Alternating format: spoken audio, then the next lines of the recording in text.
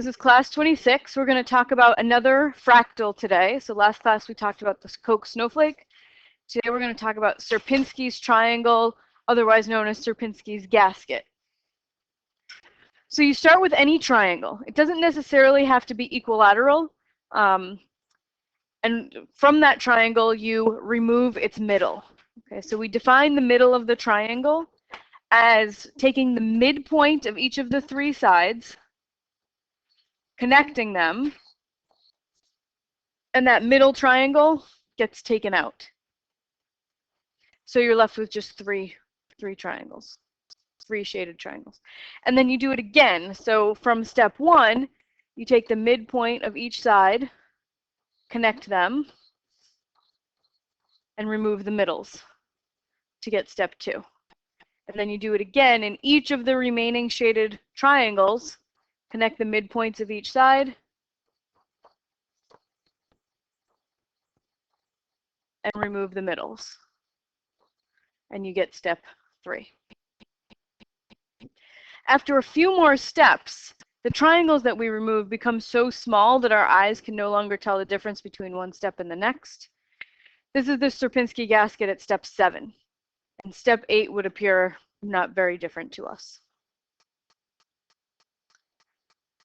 Like the Koch snowflake, no one can ever finish drawing the Sierpinski gasket. It's an infinite object. It's the shape that we would obtain after an infinite number of iterations, connecting the midpoints, removing the middles, an infinite number of times. However, there's still some things we can know about this theoretical figure. It has infinite, universal, and exact self-similarity, right? Meaning I can pick any piece of it and zoom in, and it looks exactly like the original. So I could zoom in on this lower third of it, or this little tiny piece, blow it up, it looks exactly like the original. All right, so what we're going to investigate now is the perimeter and the area of the gasket, just like we did with Koch snowflake. So let's think about the perimeter first. What do you think happens to the perimeter, which by perimeter I mean the length of the boundary, which includes the outer pieces? So like if I look at step 3, my boundary would be all of these lines that bound the triangles that remain, right? So not just the outer part, but the whole boundary. Do you have any guesses about how long that boundary gets? Very long? Okay. Infinite? Yeah. Okay, so here's where I believe that your notes are going to differ a little bit from mine. In your notes, I didn't use equilateral triangles when I was doing this next part, but it makes the calculations a little bit easier, so we're going to use equilateral triangles. And so I have different pictures than you have, but they're the same idea. All right, so I'm going to assume the side of the seed triangle is 1. Each side of this seed triangle is 1. What is the length of the boundary of the seed? 3. Yep. So my perimeter at step 0 is 3. All right, now I want to look at step 1. What's the length of my boundary here?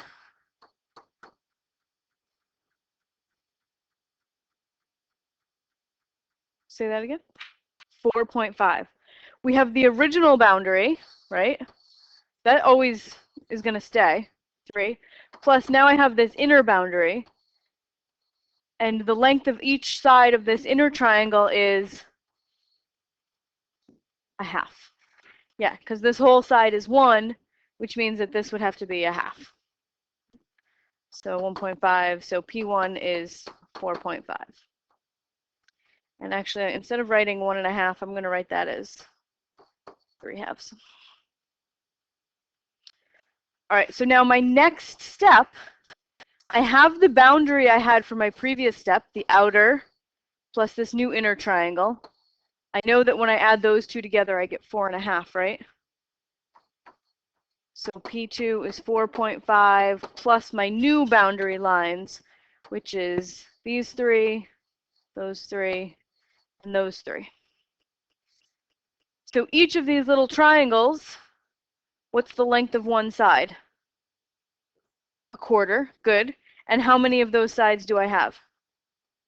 9 total, 3 per triangle, 3 triangles. So to my 4.5, I have to add 9 quarters. And so that would be 9 quarters is 2.25. Yeah. So 4.5 plus 2.25 is 6.75. Okay. And then I have a typo here. This should be step 3, P3. So for P3, I have the perimeter I had at P2 because I have all the outer. Right. I have this first inner triangle, and I already added in these perimeters for these 3 new triangles. And then I have 1, 2, 3, 4, 5, 6, 7, 8, 9 new triangles with a perimeter to add. Okay, so P3 is my previous perimeter, 6.75, plus what is the length of each of these new green lines here? 1/8, yeah, because the previous step they were a quarter, and these are half of those, so they're 1/8 now. And I added 9 of them, so I have to add 9 triangles, which means how many sides did I add? 27. So I'm going to have 27/8. And I might need a calculator now to add these.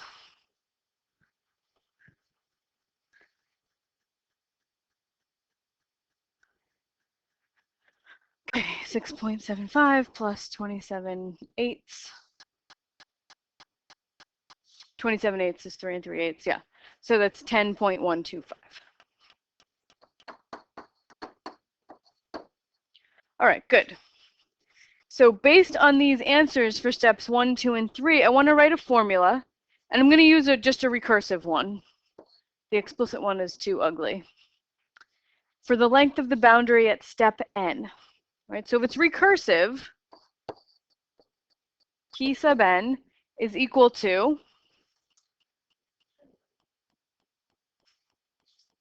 sorry, yeah, I know that your notes look a little bit different than mine.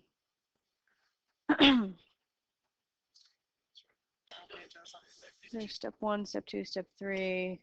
This is what we're filling in right now. All right, so the length at each step was the length of the boundary from the previous step, right? So P1, I had the 3 from P0, right? And for P2, I said, well, we have the 4.5 from that we had at P1.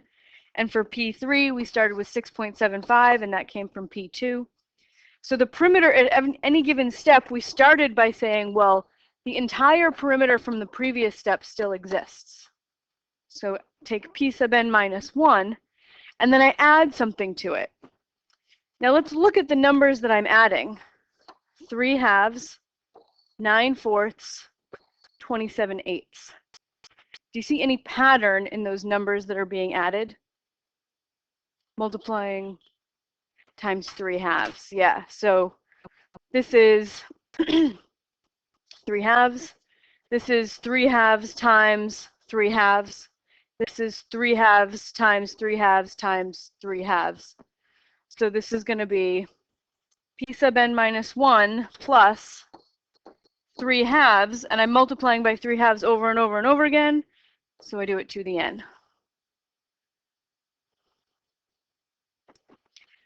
So if I'm adding something, I'm always adding more on, and this thing that I add on, 3/2 to the n, is just going to get bigger and bigger, right? When you raise a number bigger than 1 to a power, it gets even bigger. So the boundary is going to go to infinity.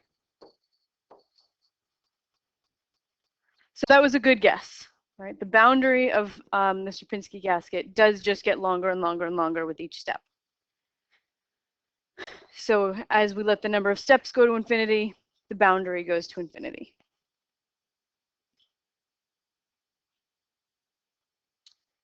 All right, you guys have any guesses about what happens to its area?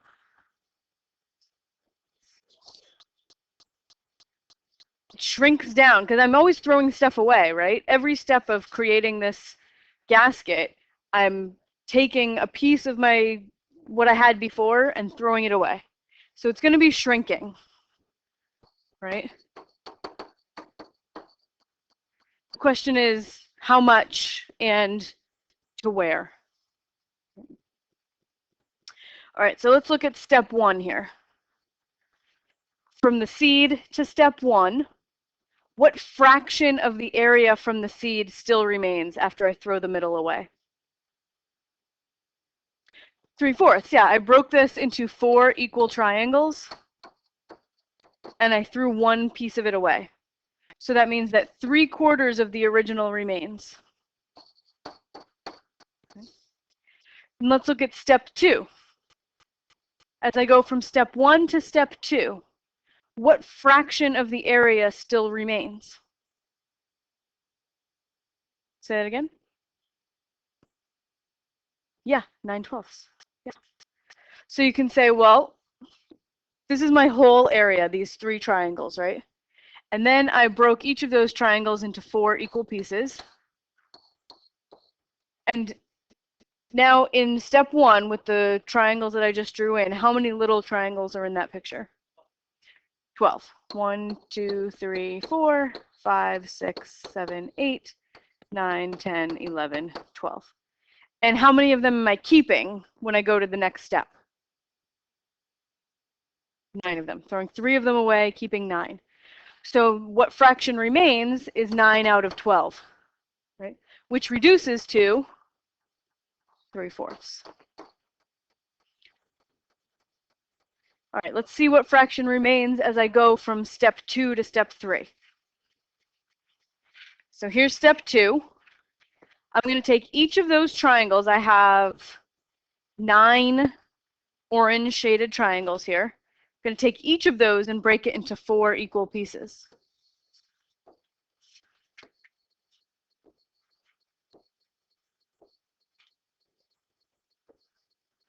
Okay, so now how many triangles are there?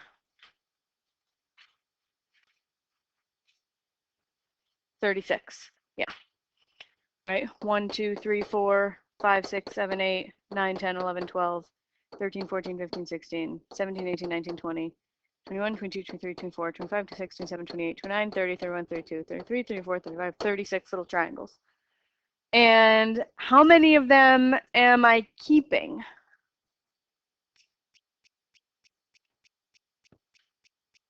It might be easier to say how many. Yeah. I'm getting rid of 9, and out of 36 minus 9 is 27. So I'm keeping 27 out of the 36. And what is 27 out of 36 reduced to? 3/4. So it appears that at every step, I'm keeping 3/4 of what I had, or throwing 25% of it away. So I'm throwing away 1/4 of what I had, keeping 3/4. So let's write a recursive and an explicit formula based on what we've just discovered. So my area at step n is always going to be 3/4 of the area at the previous step. It's always 3/4 of the previous area. So there's my recursive formula. And then my explicit formula, I have to know where I start. So I'm assuming that the area of the seed triangle is 1. So I would say, okay, I'm going to start with 1, and then I'm going to multiply by 3/4 over and over, because at every step, we multiply by 3/4. You get to keep 3/4 of the area. And multiplying by 3/4 over and over and over again is multiplying by 3/4 to the n. So think of the little triangles in the gasket as dollars in your bank account. If you just keep throwing away 25% of them, what's happening to the balance of your account? It's dropping, and it's heading towards what? 0, nothing. Yeah. So as we let the number of steps go to infinity, the area of the gasket approaches 0. So we have an object that has infinite perimeter and 0 area. It's a theoretical object. You can't actually create it because you would have to be able to draw this thing forever. But we have this theoretical object that has infinite perimeter and 0 area. And here are the conclusions about the Sierpinski gasket. These are all the formulas we've already written down. I believe in your notes I wrote an explicit formula. You don't need to know that. You can just cross it out. Not worth the effort. And I didn't label them as recursive and explicit. So the perimeter at any given step is the perimeter at the previous step plus 3 to the n over 2 to the n. And the area at step n is 3/4 times the, ooh, these should be a's. Ooh, that was a big mistake. A for area. There we go.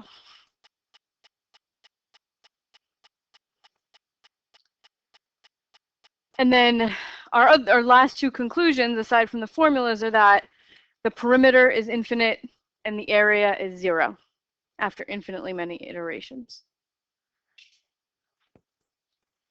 All right, so here's a cool little picture. You can find approximation of the Sierpinski gasket on Seashells.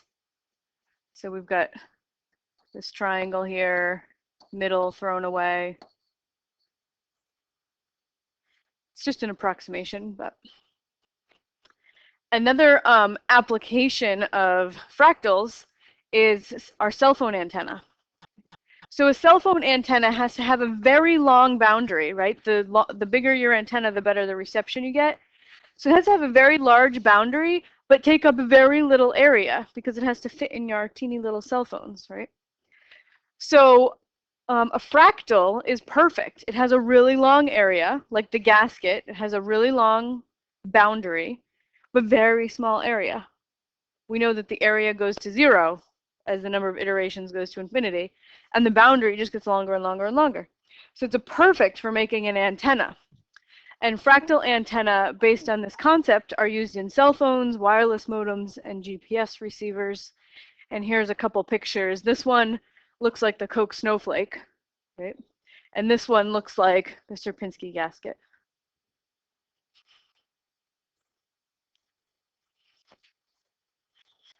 All right, so the Sierpinski gasket shows up in another strange place. This is something called the chaos game. You start with an arbitrary triangle and label the vertices A, B, and C, just like I have here. Okay.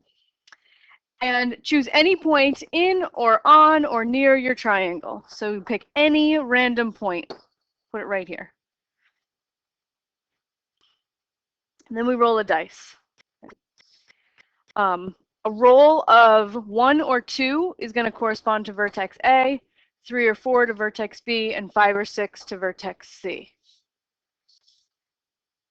All right, so now we're going to play. So let's say we roll a dice and we get a 5.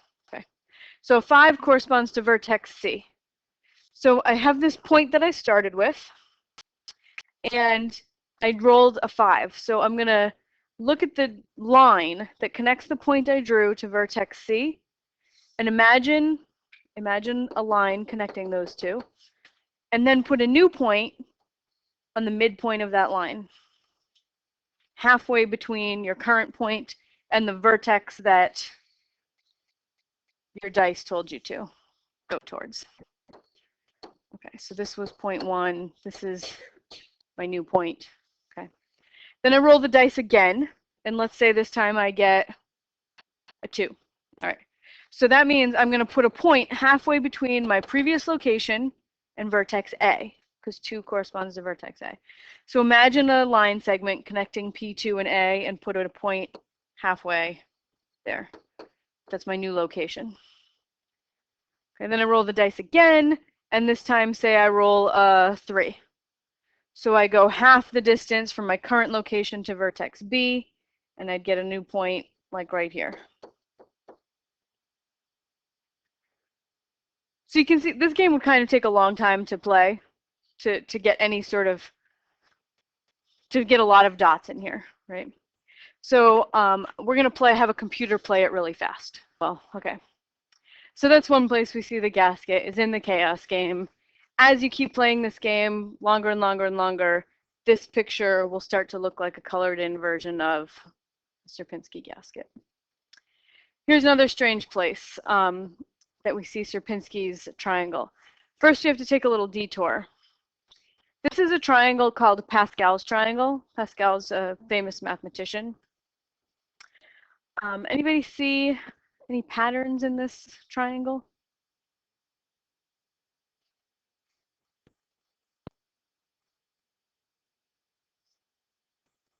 Yeah.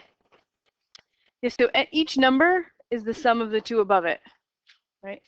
So this 1 plus 1 is 2, 1 plus 2 is 3, 3 plus 3 is 6. Right? So every number in the triangle is the sum of the two numbers above it to the left and to the right. So this 10, that's the sum of the 6 and the 4. This 35, that's the sum of 20 and 15. So I could fill in the next row of this triangle, and I always have ones down the sides, right? So my next row, I would have a 1, and then 1 and 7 is 8. 7 and 21 is 28. 21 and 35 is 56. 70, 56, 28, 8, 1. There are so many patterns in this triangle. This is the pattern we use to create the triangle, but there are so many. I mean, mathematicians can spend careers studying this triangle. I'll show you a couple of interesting ones. There's one called the hockey stick pattern.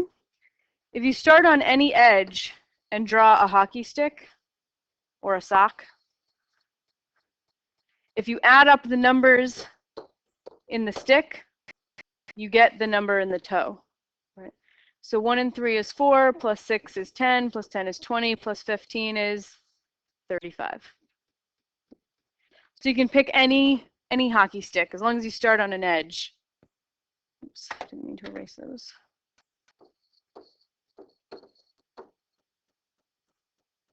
So let's say I could start here and make a little one. 1 and 4 and 10 is 15. All right, so let's see. If you add the numbers in the rows across, right, this first row would give me a 1. This next row, 1 and 1 is 2. 1 plus 2 plus 1 is 4. 1 plus 3 plus 3 plus 1 is 8. 1 plus 4 plus 6 plus 4 plus 1 is 16. Yep. And then 1 plus 5 plus 10 plus 10 plus 5 plus 1, so that's 6, 16, 26, 32. Do you see a pattern in those sums? They're doubling, yeah. 1 times 2 is 2, times 2 is 4, times 2 is 8, times 2 is 16, times 2 is 32. So they're doubling, good. So each of these is 2 to a power.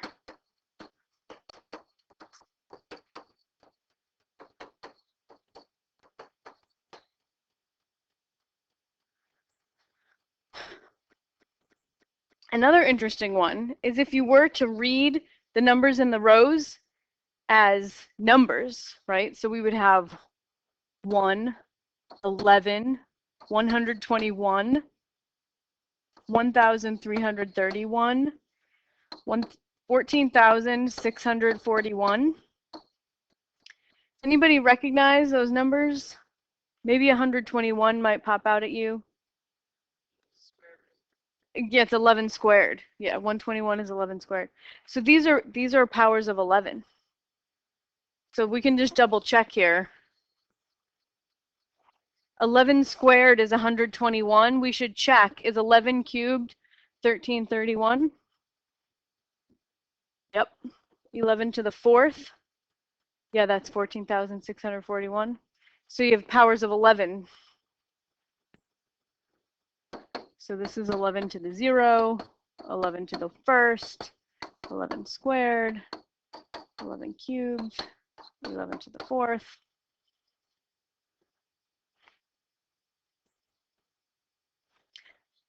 All right, you ready for the craziest one? You're not even going to believe me. I'm going to erase this so you can see it.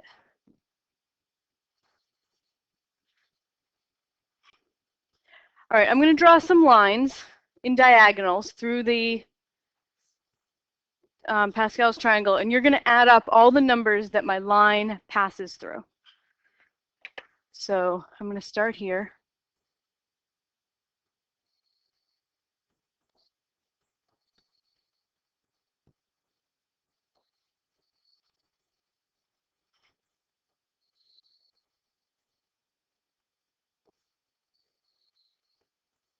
Okay, so only if it goes through the number. So this first line, it only goes through the number 1, so we get a 1 there.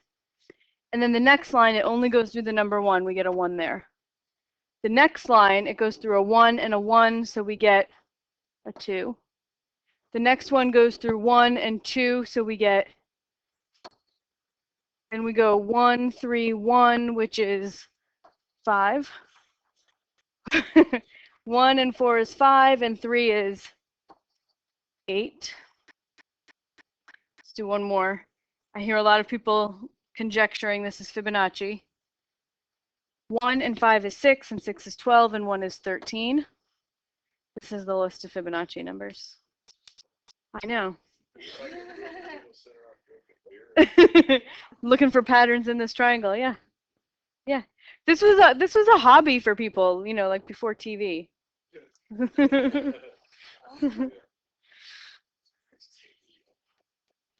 All right, so that's just a little detour. This is Pascal's triangle. If you're interested, just Google Pascal's triangle and you will find so many different interesting patterns, things to study about it. But the reason I wanted to show it to you is because it has a connection to Sierpinski's gasket. So here's a little activity. We're going to divide each number in the triangle by 2. If the remainder is 0, you're going to color it one color. And if the remainder is 1, you color it a different color. So you could just color it or not color it, you know, shade it with a pencil. So if you divide by 2 and the remainder is 0, what kind of number is that? Even. And if you divide by 2 and the remainder is 1, what kind of number is that? Odd. So you're going to color the evens and the odds 2 different colors, right? And one of your colors could be white if you don't want to color them all in. Right? Color the evens and the odds 2 different colors and see what kind of patterns pop up. All right, so I did mine where I just shaded the odds with snowflakes. And what kind of pattern do you see? Triangles, and it looks like Sierpinski's gasket.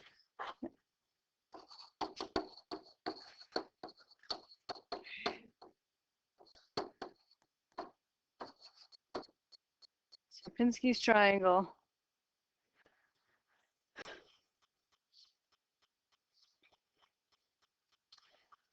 All right, so finished a bit earlier than anticipated, so we can spend the remainder of today's class looking at the study guide.